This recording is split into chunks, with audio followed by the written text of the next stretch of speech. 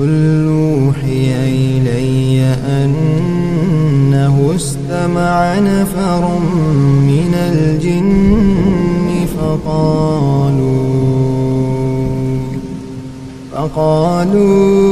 فقالوا إنا سمعنا قرآنا عجبا يهدي إلى الرشد فآمنا به ولن نشرك بربنا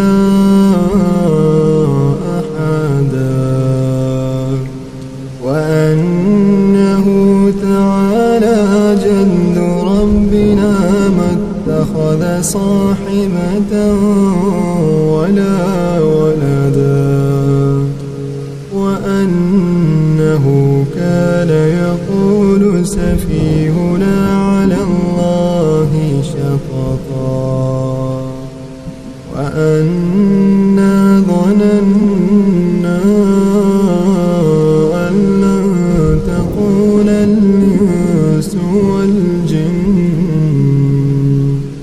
والجن على الله كذبا وأنه كان رجال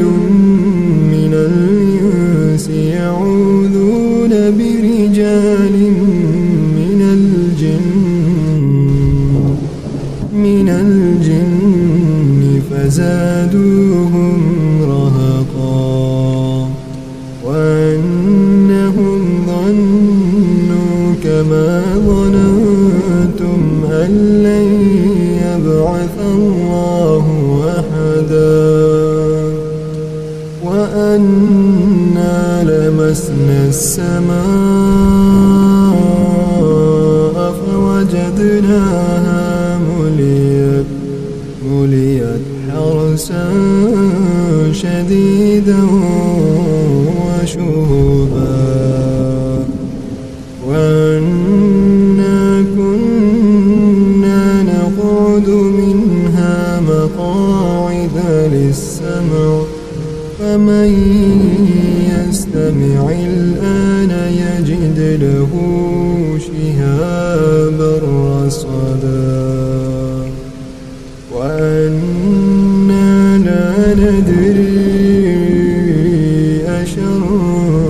أريد بما في الأرض أم أراد بهم ربهم رشدا وأنا منا الصالحون ومنا دون ذلك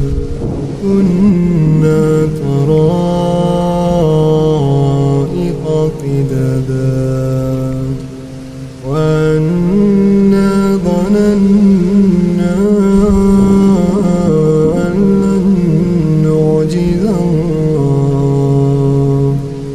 نعجز الله في الأرض ولن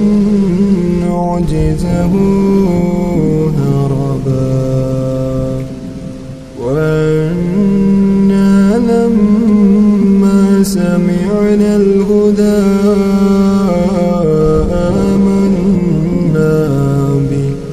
فمن يؤمن بربه فلا يخاف بأسا ولا رهقا وأنا منا المسلمون ومنا القاسطون فمن أسلم فأولئك تحروا رشدا وأما القاسطون فكانوا لجهنم حطبا وأن لو استقاموا على الطريقة لأسقيناهم ماء غدقا لنفتنهم فيه ومن يعرض عن يسلكه عذابا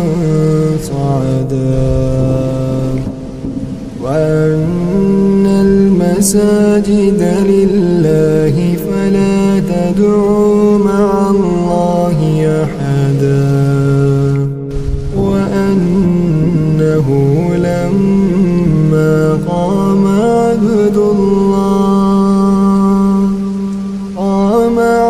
الله يدعوه كادوا يكونون عليه لبدا قل إنما أدعو ربي ولا أشرك به أحدا قل إني لا أملك لكم ضرا ولا رشدا قل إني لن يجيرني من الله أحد ولن أجد من دونه ملتحدا إلا بلاغا من الله ورسالاته ومن يعص الله ورسوله فإن له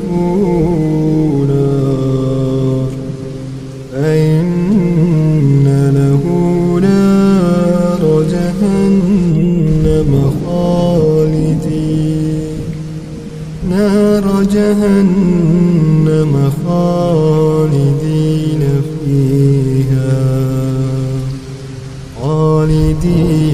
فيها نار جهنم خالدين فيها أبدا حتى إذا رأوا ما يوعدون فسيعلمون من أضعف ناصرا وأقل عددا قل إن أدري أقريب ما توعدون أم يجعل له ربي أمدا عالم الغيب فلا يظهر على غيبه أحدا إلا من ارتضى من رسول فإنه يسلك من بين يديه ومن خلفه رصدا ليعلم قد أبلغوا رسالات ربهم